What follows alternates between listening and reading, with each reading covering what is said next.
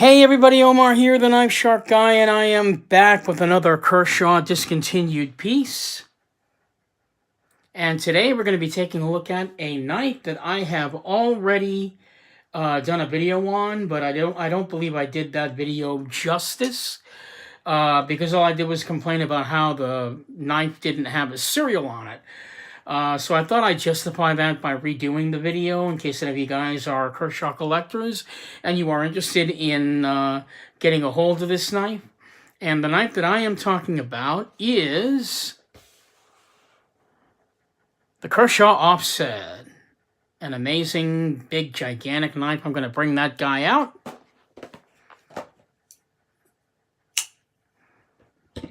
Check him out. There he is. The Kershaw Offset. Now, this knife is a limited edition piece. They only made 1,000 of these. Kershaw Offset 1597s. And this knife is very interesting and definitely a one-of-a-kind piece for several reasons. First of all, let's go ahead and get into the specs because there really aren't that many on it. There's not much information on the knife. But I'm going to go ahead and do the specs on it because there's only like two. Basically, they just tell you that the blade length is 3.34 inches. Closed length is 5.25 inches. Closed length. The weight is 8.5. This knife is a speed safe spring assisted knife. And it also has a stud lock that doubles, I guess you could say it doubles as a thumb stud as well. And that is basically all the specs that they have on this knife. Like I said, the knife was just barely about, I'm going to say this knife is about maybe 13, 14 years old. Well, let me go ahead and do some size comparisons while we're at it. Here it is up against the Spyderco Swish Bowie, one of my all-time favorite Spyderco knives that I love. In fact, it's the only Spyderco knife that I actually own right now. And believe me, this is a great knife to own if you're going to own a Spyderco. How about a Zero Tolerance ZT-0900, the smaller knife? All right.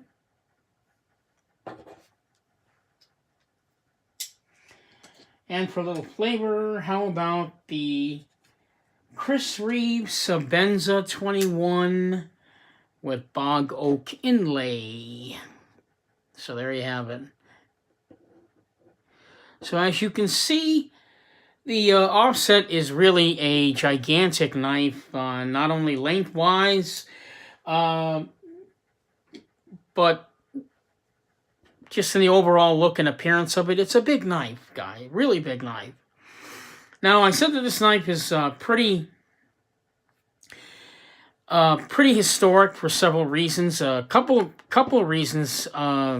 One of the reasons that make this knife so interesting is the technology that they use to make the blade. It's unlike any other way they've ever made a blade before. Let's take a look at the blade, first of all.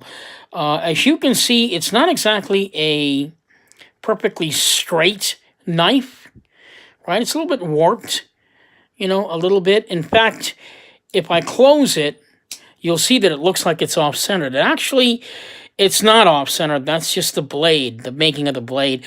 The way they made the blade is they use what's called mite technology. That's where they take 440C steel in liquid form and they pour it into a mold that makes this shape. And to prove that, you can see all these moldings where it says Kershaw on it. That's actually a mold. You can see the mold lines on the knife. Not very many knives were made with this type of technology. It was supposedly, I guess it was up and coming, and then it just disappeared and went away. I don't know. I have no idea what happened with it. I don't even know if it's even around anymore. Secondly, the steel itself 440C. Back in the day, I guess you could say that steel was under a super steel and probably considered one of the higher up steels during that time. But now with M390 and all these other exotic steels that they have out now, 440 steel is pretty much seen as a probably on the same level as S35B, and I'm gonna say so. It's not that higher up in the steel. What else makes this knife really interesting? The spring assist makes it interesting. This is a big knife, guys. This is a huge piece. And you can see just how quickly that knife pops out of the handle. I'm going to do it again. Look how quickly that pops out. See that? Real fast. The reason it comes out super fast is because they don't have one torsion bar in there. There's actually two of them. Two torsion bars that make that knife pop out that quick. And the reason being is because the knife is so big. I mean, they needed to have the knife pop out that much. And of course, when the handle is that bulky, you actually have room to put the torsion bars in there. Another thing is that the paint splatter on the knife. Each one is individually done. No two are alike, which gets to, you can actually see, it says Mite there, Mite technology right on the blade. This is a Ken Onion design. Model number 1597, made in the good old USA. Chances are, if you were to buy a Kershaw knife about 14 years ago, your chances of getting a Ken Onion knife were way up there. He was the premier Kershaw designer, hired by Kershaw in 1998. Off the creation of one knife called the Kershaw Ricochet, which I've already done that video. If you want to check out that video, you can see that. But the Kershaw Ricochet was the knife that got Ken Onion the job in 1998 at Kershaw. And he left Kershaw in 2010 to go and join CRKT now. So, which is where he is today. So, if you look at my knife, there it is, the MIM written on it. There you go, MIM. 440C steel. It is a limited edition, so I got a very low serial number. I'm really happy about that. I got serial number 121 out of 1,000. So happy about that. The knife was made in December of 2006. So, more moldings there. Right there, see that? More mold lines on there by Ken Onion on it. The knife is not particularly grippy, so I don't know if you'd want to use it, really. I mean, I'm not going to be using this. This is a collector's piece. Yeah.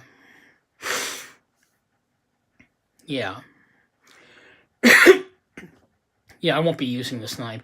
It's got a back spacer on it, also with the crazy paint splatter all over it. This knife is all titanium. Okay, the back spacer itself, I believe, is G10. It's very smooth back there on the handle.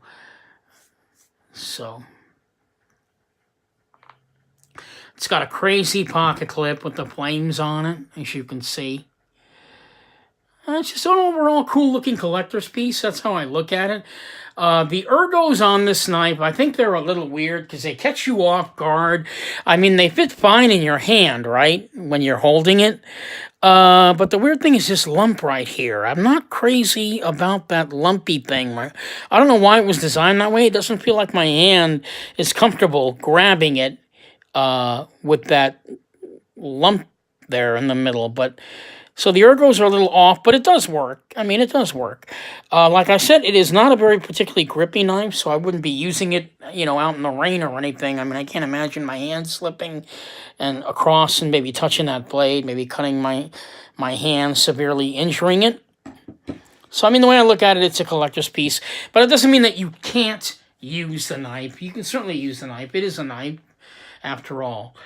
Like I said, I did get, my last video, I did complain about the fact that my Kershaw Offset did not get a serial number on it. I wasn't even sure if it was a real thing. I actually thought it was fake. And what I did was, I actually, if I could pull it out here,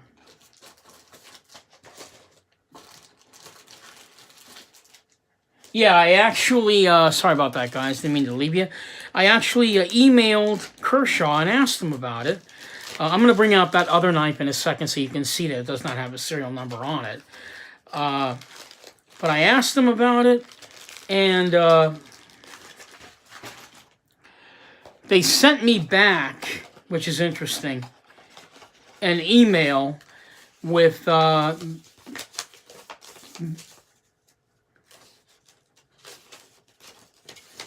information on it, and I'll read it to you. In fact, I'll just go ahead and show it to you. It says, management has confirmed the authenticity based on the photos you provided.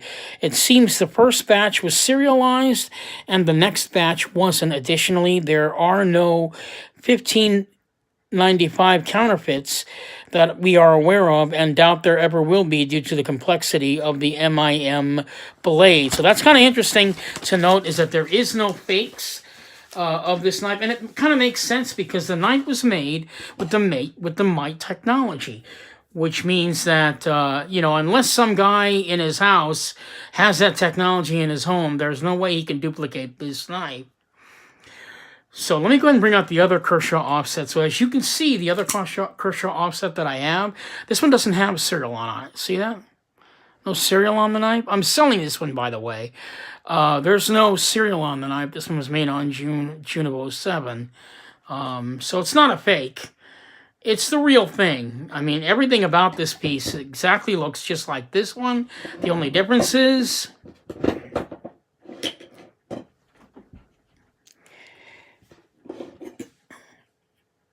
serial on it, no serial on it. If any of you guys are actually interested in purchasing this other one, I'm going to let you know right off the bat, I'm going to be selling it for about $300. It comes with the box, the papers, the pouch, everything that comes with the knife will be included, all yours, for $300 if you don't care about it, the fact that it has a serial number on it. I'm just an anal collector and I want a serial number on my knife, so there you have it. I'm bring out the other one, the real one, the one that I love, the one with the serial on it. So yeah, again, this knife is really something. I don't think I've ever seen anything quite like it. There's never been anything like it. And that's the thing, is that back, you know, about 13, 14 years ago, Kershaw was just beginning to feel out the buying public for folders, and they wanted to put out as many interesting pieces as they possibly could to get the buying public salivating over their stuff, and it worked for the most part. You know, I own all their knives now, pretty much. All their Kershaw discontinued, so I had to have them. And of course, today, Kershaw is so well known, I don't think they have any need to have any more collector pieces like this anymore, where they're like introducing something new, where they're introducing a new technology, or, you know, they're going to put out a new serialized piece, whatever the deal might be. You know, Kershaw doesn't have the need to do that anymore, obviously, because now Kershaw has grown so big now that they actually have zero tolerance out there handling all their high-end knives. And, you know, back in the day, this guy was one of their high-end knives. So there you have it, the Kershaw Offset. I'll show them both in case you guys want to get a shot of both of these. This is the one I'm selling. This is the one that I'm keeping. They made another version of this knife called, I guess it's also the Kershaw Offset, but it had a G10 handle on it with a starburst pattern on it. And they only made 500 of those, so it looks like The second version of this knife, which is the Starburst Black G10 version that they only made 500 of, that knife is more rare than this knife that you're seeing right now. However, this knife is probably more sought after than the one that supposedly is more rare, just because of the paint splatter. And as I've said before, if you look closely at both these knives, take a look at that. And this pretty much proves my point. Take a look at the paint splatters on them. I'll hold them up. Let me close the knives up so you can see. I don't want to hurt myself here. So I'm going to hold the knives up, and you'll see that the paint splatter are completely different on the knives. Check that out. This one's more busier than the new one that I just got. So, see, it's completely different. All the paint splatters on all these on all 1,000 of these Kershaw knives are completely different. It's not even the same. Look at that. This one's more roomier. It's got more black showing. This one's got more crazier paint splatter on it. You can clearly see that it's completely different. That's probably one of the coolest selling points of a knife, is that they added this artistic aesthetic look to it, and they made sure that none of them were exactly the same. And I think that's kind of cool. I mean, that alone, you know, if you're a collector, you got to have it. You know, you got to have this knife if you're a collector like me. And as I said before, all the knives in my Kershaw collection are not going to be used. Yeah, they're just for, you know, admiring, looking, showing off, and enjoying, maybe flipping them every once in a while I'm watching a TV show. I'm sure you guys are familiar with that, all you knife nuts out there. So there you go, the Kershaw Offset. Two versions, all right? One with a serial, this is the one I'm keeping, and one without the serial. So if you happen to catch or you happen to get a hold of one of these Kershaw Offsets and you notice yours does not have a serial, check out my channel and you'll see, hey, Omar had one of those, and, you know, he emailed Kershaw and they said that it was the real thing. And, you know, yeah, again, there are no fakes unless, you know, somebody has that Mite Technology machine in their home. There's no way you can duplicate this knife, so... I have a couple of theories before I close out. I have a couple of theories as to why it does not have a serial on it. I am guessing that the knife. I'm guessing that the knife on it, when they made the knife, the first 1,000 of these, they made them. Is a possibility. That's one possibility. And then they maybe kept on producing them afterward, maybe making 10 or 11 or 20. Who knows how many of these serialized knives there are out there. But who knows how many of them they made. I mean, if they say there's 1,000, you know, does that mean that there's only officially 1,000, but there might be 7 or 8 or 9 or 10 floating out there? That could be one situation. The other thing I thought is, well, what if it's a blem? But it can't be a blem because it came with a box. So, you know, the knife came with a box. There's no way it could be a blem. It came with the papers. It came with the pouch. It came with everything that this knife comes with. So it's not a blem. There's no imperfections on this piece at all. It's not like there's a ton of scratches on it, or, you know, it's not like the... when you flip it open, the blade, you know, maybe shifts over to the right or something. So we know it's not a blem, which is what a blem is. It's some sort of minor defect that you can live with. That's basically what the blem is in the knife world. But there's technically nothing wrong with the knife. So we know it's not a blem. So that's one theory, that they maybe continue to make them after the 1,000 pieces until they went and made the second generation Starburst pattern, where they only did 500 of those. So what I'm guessing is it was a transition. You know, they were just finishing off, you know, an overrun. I guess that's the correct word. An overrun. This might be an overrun, you know, of the Kershaw Offset. Then they stopped producing it. Didn't bother to put serial numbers on it anymore. And then they went and made the Starburst G10 version. So there you have it. I've talked on long enough. The video is obviously way too long. So I do apologize for that. But this is the Kershaw Offset. And I hope that you'll find this piece of sharp art in your collection in the future. So this is Omar, the Knife Shark Guy, signing off. Saying, hey guys, happy collecting. And I hope you guys don't go broke with this hobby. Because it can happen. It hasn't happened to me, but, you know, every payday... we ain't saving a damn thing, are we? But yeah, we got a lot of cool knives. So there you go. Kershaw Offset. One more shot at this beautiful piece. So there you go. Now you can see the front of the knife and the back of the knife at the same time as I close out. Thanks so much. Omar, the Knife Shark Guy, signing off. Have a great night and God bless.